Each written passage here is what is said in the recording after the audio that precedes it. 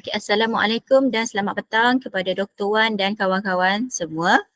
Pada petang ini, grup 13 akan membincangkan topik iaitu pembelajaran terbeza. Untuk definisi pembelajaran terbeza ialah di mana ia membezakan atau mengubah suai pengalaman untuk memenuhi keperluan individu sama ada guru membezakan kandungan pelajaran, proses, hasil atau persekitaran pembelajaran. Pentaksiran berterusan dan kerja kumpulan yang fleksibel menjadikannya satu pendekatan pengajaran yang berjaya. Okey.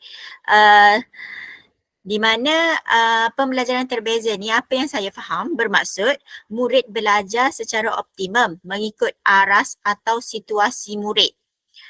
Pembelajaran terbeza dia mengambil kira tahap pembelajaran murid, kecenderungan serta kemampuan pembelajaran. Maksudnya di sini guru sebelum dia nak mulakan sesi pembelajaran tu, dia kena tahu, maksudnya dia nak ajar ni kelas budak murid yang hadapan ke, yang tengah ke belakang. Maksudnya kan apabila murid tu, seseorang murid tu dia ada pemahaman yang berbeza, maksudnya cara kita mengajar pun kena berbeza untuk memastikan murid tu betul-betul faham dan faham apa topik yang kita ajar. Okey. Dalam sesuatu PDPC adalah perlu untuk pembelajaran terbeza ni berlaku supaya murid dapat mencapai objektif pembelajaran. Okey, untuk seterusnya kita akan beralih kepada objektif pembelajaran. Objektif pembelajaran yang pertama ialah memberi pemahaman kepada guru hak belajar secara optimum mengikut aras atau situasi murid. Yang kedua, memberi pemahaman kepada guru melaksanakan pembelajaran terbeza. Yang ketiga, sebagai satu kaedah kepada guru dalam menyelesaikan kandungan aras kurikulum mata pelajaran. Dan yang terakhir, mengaplikasikan pembelajaran terbeza dalam PDPC selari dengan kriteria tahap kualiti standard 4 SKPMG2. Maksudnya di sini, sebagai contoh, guru tu dia mengajar subjek sains tahun 5. Maksudnya, guru tu dia kena habiskan silibus subjek sains tu, tak kira walau maksudnya pelajar cemerlang pun dia kena habiskan, pelajar kurang cemerlang pun dia kena habiskan silibus tu. Maksudnya guru ni dia kena kreatif dan pandai macam mana nak bagi murid tu nak belajar. Kalau macam budak murid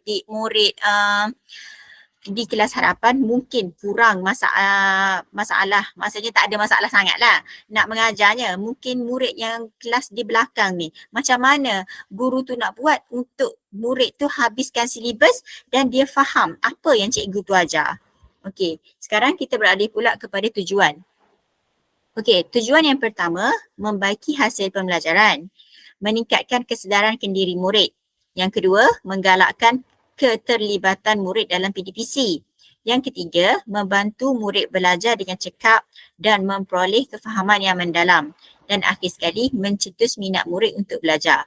Okey, macam yang saya cakap yang sebelum ni, objektif tu, maksudnya kat sini, pembelajaran terbeza ni macam-macam mana pun, kita sebagai murid kita sebagai guru ni, kita kena ajar murid tu, maksudnya murid tu jadi nak belajar, ada minat.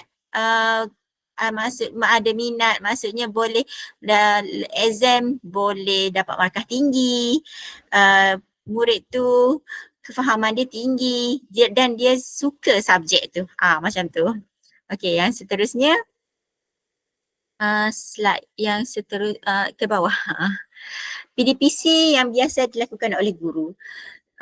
PDPC yang biasa dilakukan oleh guru ialah mengikut kurikulum standard yang ditetapkan oleh kementerian. Lepas tu pengajaran yang sama untuk semua kelas, jangkaan hasil pembelajaran yang sama untuk semua kelas, penilaian yang sama untuk semua murid. Okey, maksudnya di sini PDPC yang setiap guru tu gunakan adalah sama tapi mengikut tahap kecermerlangan murid-murid itu. Tu yang menjadikan ia terbeza. Lepas tu strategi pembelajaran. Uh,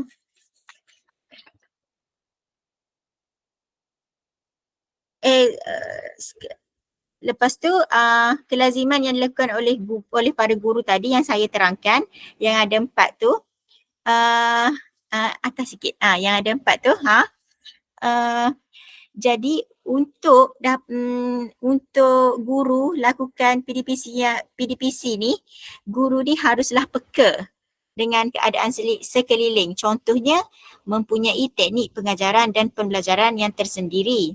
Memilih strategi yang dapat diaplikasikan dalam bilik darjah mengikut subjek yang diajar.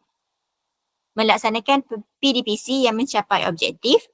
Seterusnya, mengambil kira aspek kepelbagaian tahap kecerdasan pelajar dan akhir sekali, memastikan tiada pelajar yang ketinggalan atau dipinggirkan dalam proses pembelajaran.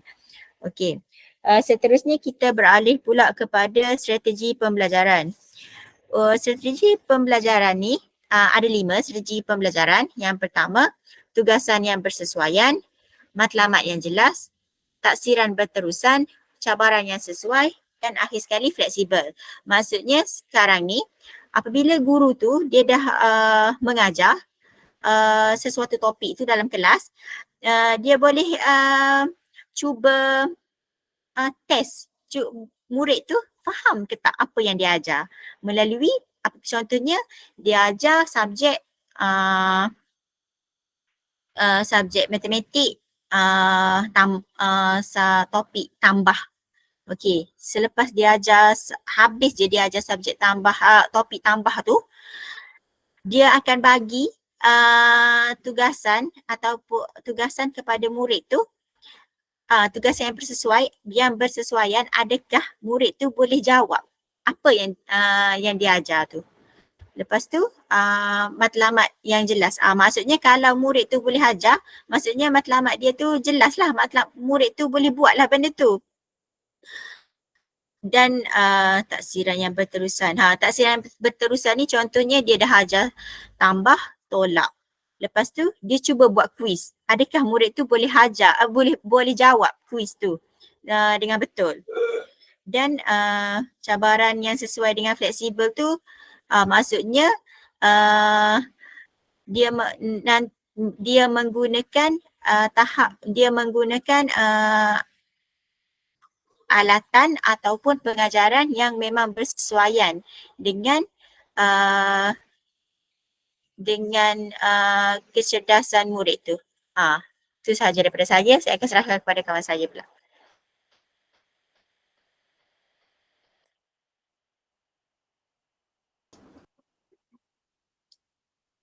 Okay, Assalamualaikum semua. Okay, saya akan teruskan dengan perbincangan yang seterusnya berkaitan dengan mengapa kita perlu kepada pembelajaran dan pengajaran terbeza ini. Okay, terdapat 5 perkara. Yang pertama adalah latar belakang pendidikan yang berbeza, jangka masa tumpuan dan minat yang berbeza, pelbagai keperluan, kemahiran bahasa yang berbeza, latar belakang budaya yang berbeza. Okey, untuk yang pertama tu, latar belakang pendidikan yang berbeza ini adalah di mana pelajar ni datang daripada pelbagai latar belakang akademik dan pemahaman yang berbeza. Ada pelajar yang mempunyai tahap kefahaman yang tinggi dan juga rendah. Okay, apabila guru dapat mengenal pasti setiap latar belakang murid, guru dapat memberikan latihan atau tugasan yang lebih mudah kepada murid yang lemah, manakala pelajar yang lebih mahir mungkin akan diberikan latihan yang lebih mencabar sedikit. Okay, untuk jangka masa tumpuan dan minat yang berbeza pula, di mana guru dapat mengenal pasti kebolehan, kemampuan serta minat murid di dalam kelas. Contohnya, sejauh mana murid dapat menyiapkan sesuatu tugasan tersebut yang telah diberikan oleh guru. Okay, ada pelajar yang dapat fokus dalam kelas, contohnya selama 30 minit waktu pengajaran, dan ada pula pelajar yang tak dapat nak fokus. Dia dapat fokus sahaja 15 ataupun hingga 20 minit sahaja. Okay, dari pemerhatian ini, guru dapat merancang pengajaran yang bersesuaian dan bervariasi serta memberi fokus kepada aspek yang perlu ditingkatkan oleh pelajar. Contohnya menyediakan strategi, menyediakan aktiviti yang seronok berasaskan bahan bantu mengajar yang menarik. Okey, untuk poin yang ketiga, pelbagai keperluan pula di mana guru dapat mengenal pasti tahap keperluan dan kebolehan murid dengan menggunakan pelbagai strategi pengajaran. Contohnya seperti bahan bantu mengajar, BBM, mengajar dalam kelompok yang kecil atau secara individu. Contohnya, mungkin pelajar tu suka belajar dalam bentuk visual. Contohnya seperti gambar, warna atau image. Okay, dalam bentuk auditori seperti bunyi ataupun muzik, lagu lah yang dapat menarik minat pelajar untuk lebih mendalami sesuatu topik tu. Dan seterusnya ataupun dari segi fizikal di mana murid ni lebih suka menggunakan badan, tangan, sentuhan atau pergerakan badan. Okay, guru juga dapat memberikan keperluan khas kepada murid yang memerlukan bantuan tambahan dalam pembelajaran di dalam kelas. Okay, seterusnya untuk kemahiran bahasa yang berbeza. Okay, di sini apa yang saya faham adalah ada pelajar yang mempunyai kemahiran tata bahasa dan penguasaan bahasa yang baik berbanding rakan-rakan yang lain. Jadi apabila guru mengajar, mungkin akan ada pelajar yang kurang memahami penerangan dan arahan guru. Okay, guru dapat mengenal di situ, guru dapat mengenal pasti tahap penguasaan bahasa dalam kalangan pelajar dan mampu memperbaiki cara penyampaian dan pengajaran dalam kelas.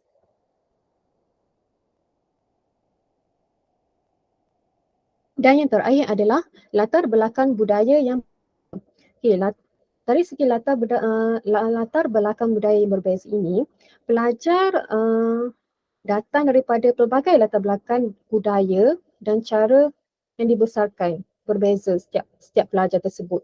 Jadi contohnya dari segi kaum, dari segi negeri masing-masing dan sebagainya. Jadi mungkin semasa proses pengajaran dan pembelajaran ini ada pelajar yang boleh relate dengan apa yang dipelajari dan akan ada yang kurang relate dengan apa yang dipelajari disebabkan latar belakang budaya yang berbeza. Okey,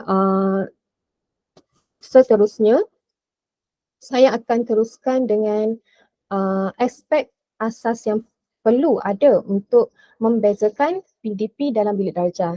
Terdapat 3, iaitu keperluan murid, kurikulum dan juga pengetahuan. Okay, dari segi keperluan murid, guru perlu mengenal pasti keperluan setiap murid di mana aktiviti dan tugasan yang diberikan perlulah bersesuaian. Kerja kumpulan juga perlu bersesuaian dan keperluan atau aktiviti serta pentafsiran yang berterusan juga perlu bersesuaian dengan tahap murid tersebut. Okay, untuk poin yang kedua, isu kurikulum. Okay, guru perlu menguasai kurikulum yang telah ditetapkan oleh Kementerian Pendidikan Malaysia, KPM. Itu perlu berdasarkan DSKP sekolah lah. Daripada DSKP tersebut, guru dapat menyediakan RPH untuk mengajar di dalam kelas. Okay, yang ketiga adalah pengetahuan. Okay, untuk pengetahuan ni, guru perlu menggunakan pengetahuan untuk menyokong pembelajaran setiap murid. Contohnya pengetahuan isi kandungan, pengetahuan pedagogi, cara mengajar yang berkesan dan pengetahuan isi kandungan pedagogi. Okay, itu sahaja dari saya. Seterusnya. Okay, baiklah. Kita akan beralih pula kepada elemen terbeza dalam PDPC. Di sini terdapat 5 elemen. Yang pertamanya berkaitan dengan isi kandungan, proses pembelajaran dan pembelajaran, pengajaran dan pembelajaran. Ketiganya produk. Keempat, persekitaran pembelajaran dan yang terakhir ialah emosi murid. Yang pertama berkaitan dengan isi kandungan. Okay, isi kandungan ini yang mana guru boleh mengubah suai bagaimana murid memperoleh maklumat yang diberikan. Maksudnya aktiviti yang diberikan itu bersesuaian dengan tahap pencapaian murid. Jadi sebelum memulakan kelas, guru perlu menilai terlebih dahulu ataupun perlu mengetahui dulu latar belakang pelajar yang ingin diajar. Jadi kalau belajar di kelas yang lebih advance, kelas yang tinggi ataupun kelas yang pelajarnya yang cemerlang, mungkin guru akan mengemukakan teknik-teknik pembelajaran yang agak lebih advance lah, lebih tinggi untuk untuk pelajarnya menguasai ataupun memahami pembelajaran yang diajar. Okay, sebagai contohnya subjek matematik, okay, contohnya guru ingin mengajar macam mana untuk menyelesaikan 3 langkah persamaan linear. Okay, guru akan membagi 2 kumpulan. Okay, kumpulan pertama ni murid akan mempelajari 3 langkah penyelesaian persamaan linear melalui perbentangan ataupun PowerPoint. Bagi murid yang kedua pula mungkin guru boleh boleh memberi murid itu mengakses laman sesawang matematik dan cuba untuk mengaplikasikan 3 langkah persamaan linear dalam menyelesaikan latihan ataupun secara online lah. Jadi murid berbezalah mengikut tahap pencapaian dia.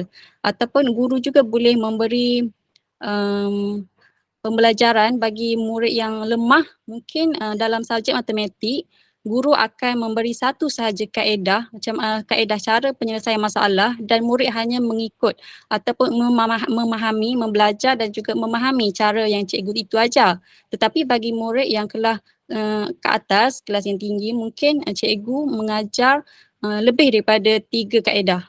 Jadi murid akan lebih melihatlah kecenderungan mereka, tahap pencapaian mereka ke tahap yang mana. Jadi bila dia dah mula faham satu kaedah tu, dia akan mengaplikasikanlah dalam pembelajaran dia dan boleh juga untuk menolong rakannya yang lain.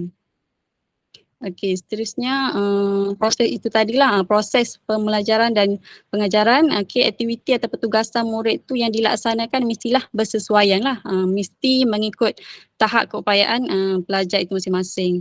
Jadi bagaimana murid memperoleh tadi tu memperoleh pemahaman yang menyeluruh dalam kelas. Okey. Seterusnya, guru, bagaimana isi pelajaran disampaikan itu mengikut keupayaan murid lah. Dia tidak boleh lari daripada DSKP. Guru perlu mengajar mengikut DSKP tetapi kandungannya mungkin akan berbeza lah. Tetapi agak berbeza lah contoh dari segi penyampaian ilmu itu kepada pelajar. Okey. Saya rasa takat itu untuk 2 elemen. Jadi saya seteruskan kepada elemen hasil, produk hasil dan persekitaran kepada kawan saya. Okey, yang seterusnya adalah untuk produk iaitu hasil pembelajaran. Ini adalah untuk mengenal pasti bagaimana murid menunjukkan mereka tahu, faham dan boleh menyampaikan semula isi kandungan pelajaran yang telah dipelajari. Murid yang berlainan akan menghasilkan produk yang berlainan. Sebagai contoh, guru akan meminta murid untuk membuat pembentangan. Lepas tu murid akan melaksanakan mengikut kreativiti masing-masing. Contohnya ada yang guna PowerPoint, ada yang guna kertas mahjong atau apa sahaja yang boleh menyampaikan hasil kumpulan mereka dan hasil daripada apa yang mereka pelajari dalam kelas. Seterusnya adalah persekitaran pembelajaran iaitu suasana dan fungsi bilik darjah. Persekitaran pembelajaran akan menyokong dan merangsang pembelajaran murid. Jadi guru perlulah merancang aktiviti mengikut kesesuaian ruang dan suasana bilik darjah. Sebagai contoh, jika bilik darjah tu kecil, ruang kelas agak sempit, guru tu tak boleh nak buat aktiviti kinestetik iaitu yang melibatkan aktiviti yang melibatkan melakukan pergerakan.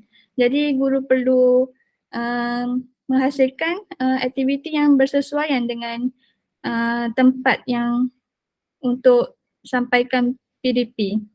Seterusnya adalah emosi murid. emosi ini bagaimana emosi dan perasaan murid mempengaruhi proses pembelajaran. Contohnya ada murid yang baru kehilangan ibu bapa ataupun saudara mara akibat COVID ke apa ke. Sebagai cikgu, janganlah kita contoh membuat aktiviti tu berdasarkan